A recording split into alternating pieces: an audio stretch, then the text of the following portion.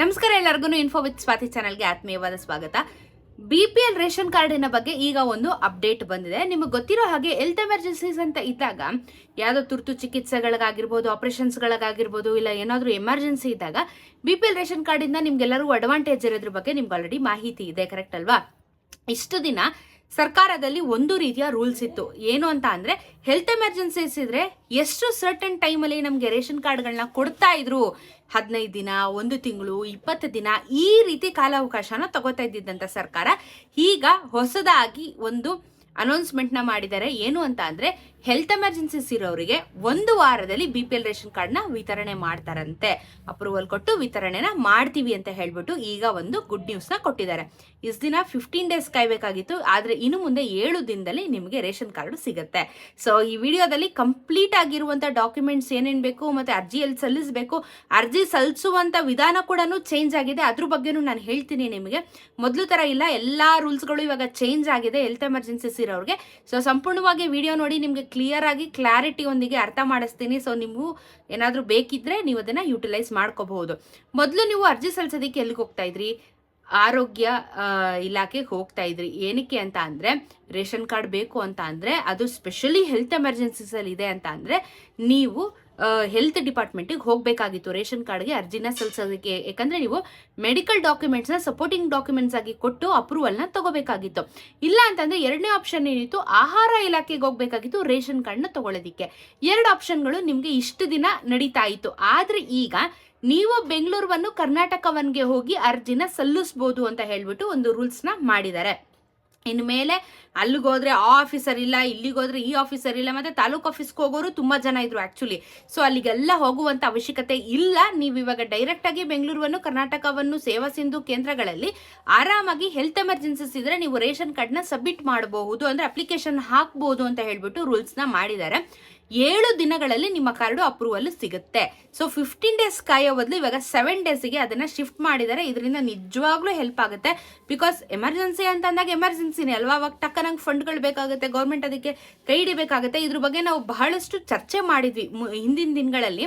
ಯಾಕಂದ್ರೆ ಎಮರ್ಜೆನ್ಸಿ ಅಂತ ಅಂದಾಗ ಗೌರ್ಮೆಂಟ್ ಎಮರ್ಜೆನ್ಸಿಗೆ ಕರೆಕ್ಟ್ ಆಗಿ ವರ್ಕ್ ಮಾಡಿದ್ರೆ ಯಾರಿಗೂ ಏನು ತೊಂದರೆ ಆಗಲ್ಲ. ಅದ್ರ ಬಗ್ಗೆ ಸ್ವಲ್ಪ ಗಮನ ಹರಿಸಲಿ ಅಂತ ಅನ್ಬಿಟ್ಟು ರಿಕ್ವೆಸ್ಟ್ ನ ಕೂಡ ನಾವೆಲ್ಲರೂ ಇಟ್ಟಿದ್ವಿ. ಹಾಗಾಗಿ ಇವಾಗ ಅದನ್ನ 15 ಇಂದ 7 ಡೇಸ್ಗೆ ಕಟ್ ಡೌನ್ ಮಾಡಿದ್ದಾರೆ.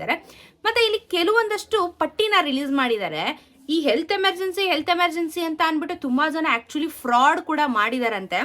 ಈಗ ನೋಡಿ ಏನಾಗಿದೆ ಅಂತ ಅಂದ್ರೆ, ರಾಜ್ಯದಲ್ಲಿ ಮೆಡಿಕಲ್ ಎಮರ್ಜೆನ್ಸಿಗಾಗಿ BPL ರೇಷನ್ ಕಾರ್ಡ್ ಅರ್ಜಿ ಸಲ್ಲಿಸೋದಿಕ್ಕೆ ಅರ್ಜಿನ ಸಲ್ಲಿಸಿರೋರು 5677 ಕಾರ್ಡ್ಗಳು ರಿಕ್ವೆಸ್ಟ್ಗೆ ಹೋಗಿದೆಯಂತೆ ಅಪ್ರೂವಲ್ಗೆ.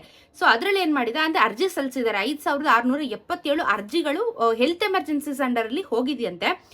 ಅರ್ಜಿ ಹಾಕಿದ ಬೆನ್ನಲ್ಲೇ 203 ಕಾರ್ಡ್ಗಳನ್ನ ಅವರೇ ಜನನ ಹಿಂಪಡೆದಿದ್ದಾರೆ.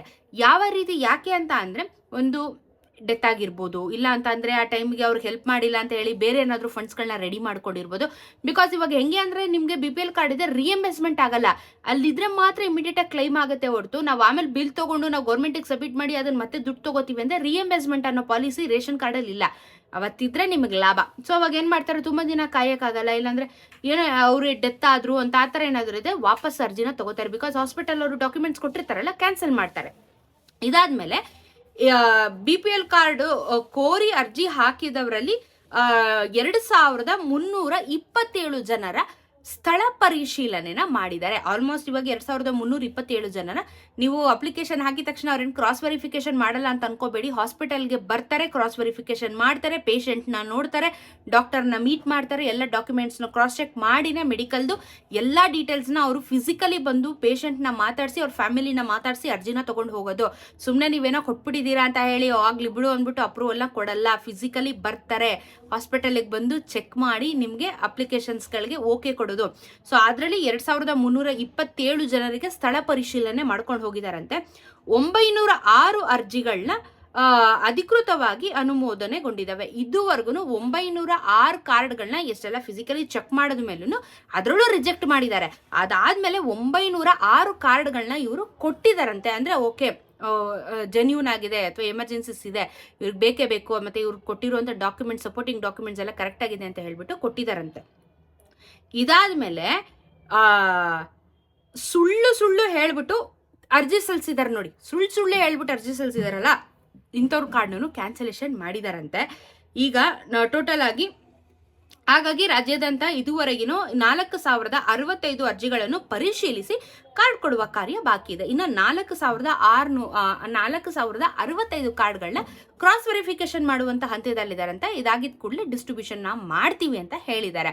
ಸೊ ನೀವು ಹೆಲ್ತ್ ಎಮರ್ಜೆನ್ಸಿ ಅಂತ ಹೇಳ್ಬಿಟ್ಟು ಸುಳ್ಳು ಹೇಳ್ಬಿಟ್ಟು ಕೆಲವೊಂದಷ್ಟು ಡಾಕ್ಯುಮೆಂಟ್ಸ್ ಫ್ರಾಡ್ ಡಾಕ್ಯುಮೆಂಟ್ಸ್ ಸಿಗುತ್ತೆ, ಇಲ್ಲ ಅಂತ ಹೇಳ್ತಿಲ್ಲ, ಅದನ್ನೆಲ್ಲ ಕೊಟ್ಟಿದ್ರು ನಿಮ್ಮ ಕಾರ್ಡ್ ಕ್ಯಾನ್ಸಲ್ ಮಾಡ್ತಾರೆ. ಬಿಕಾಸ್ ಅವ್ರು ಫಿಸಿಕಲಿ ಬಂದು ಚೆಕ್ ಮಾಡ್ತಾರಲ್ವಾ. ಸೊ ಹಾಗಾಗಿ ನೀವು ಅಪ್ಲಿಕೇಶನ್ ಹಾಕಬೇಕು ಅಂತಂದ್ರೆ ಡಾಕ್ಯುಮೆಂಟ್ಸ್ ಏನು ಬೇಕು ಅಂದರೆ ಕಂಪ್ಲೀಟ್ ಆಗಿರುವಂಥ ಮೆಡಿಕಲ್ ಡಾಕ್ಯುಮೆಂಟ್ಸ್ನ ಸಬ್ಮಿಟ್ ಮಾಡಬೇಕು. ಹಾಸ್ಪಿಟಲೈಸ್ ಆಗಿರೋದು, ಆಪರೇಷನ್ ಏನಾದರೂ ಹೇಳಿದಾರಾ ಬರಕು ಅಥವಾ ಆಗಿದೆಯಾ, ಎಲ್ಲ ಮೆಡಿಕಲ್ಸು ಏನೇನು ಖರ್ಚು ಬಿದ್ದಿದೆ ಎಲ್ಲದರದ್ದು ಒರಿಜಿನಲ್ ಬಿಲ್ ಸಬ್ಮಿಟ್ ಮಾಡಬೇಕು. ಆದಾಯ ಪ್ರಮಾಣ ಪತ್ರ, ಜಾತಿ ಪ್ರಮಾಣ ಪತ್ರ, ಆಧಾರ್ ಕಾರ್ಡು, ಪಾನ್ ಕಾರ್ಡು, ನಿಮ್ಮ ಬ್ಯಾಂಕ್ ಪಾಸ್ಬುಕ್ ಫಸ್ಟ್ ಪೇಜ್, ಮತ್ತು ಪೇಷಂಟಿನ ಕಂಪ್ಲೀಟ್ ಆಗಿರುವಂಥ ಡಾಕ್ಯುಮೆಂಟ್ಸ್, ಅವ್ರ ಆಧಾರು, ಪ್ಯಾನ್ ಕಾರ್ಡು ಎಲ್ಲನೂ ಸಬ್ಮಿಟ್ ಮಾಡಿದ್ರೆ 7 ವರ್ಕಿಂಗ್ ಡೇಸಲ್ಲಿ ನಿಮಗೆ ration card, BPL ration card, specially health ಎಮರ್ಜೆನ್ಸಿಗೆ ಹೇಳ್ತಿದ್ದೀನಿ ನಾನು, ಬೇರೆ ಯಾವುದಕ್ಕೂ ಅವಕಾಶ ಇಲ್ಲ, ಹೆಲ್ತ್ ಎಮರ್ಜೆನ್ಸೀಸ್ ಇರೋರಿಗೆ ರೇಷನ್ ಕಾರ್ಡ್ನ ವಿತರಣೆ ಮಾಡ್ತಾರೆ. ಕ್ರಾಸ್ ವೆರಿಫಿಕೇಶನ್ ಮಾಡಿ ಇಷ್ಟೆಲ್ಲ ಪ್ರೋಸೆಸ್ನ ಚೆಕ್ ಮಾಡಿ ನಂತರ ಕಾರ್ಡ್ನ ಅಪ್ರೂವಲ್ ಕೊಡ್ತಾರೆ. ಇದು ಒಂದು ಪ್ರೋಸೆಸ್ಸು. ಸೊ ಇದಕ್ಕೆ ನೀವು ಕರೆಕ್ಟಾಗಿ ಇದ್ದರೆ ಕರೆಕ್ಟಾಗಿ ನಿಮಗೂ ಕೂಡ ಲಾಭಗಳಾಗುತ್ತೆ.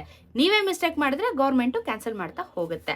ಸೊ ಇದು ರೇಷನ್ ಕಾರ್ಡಿನ ಹೆಲ್ತ್ ಎಮರ್ಜೆನ್ಸಿಯ ಬಗ್ಗೆ ಈಗಿರುವಂಥ ಅಪ್ಡೇಟು. ನೆಕ್ಸ್ಟ್ ಯಾವುದೇ ಅಪ್ಡೇಟ್ ಬಂದರೂ ಖಂಡಿತ ನಾನು ವಿಡಿಯೋ ಮಾಡ್ತೀನಿ.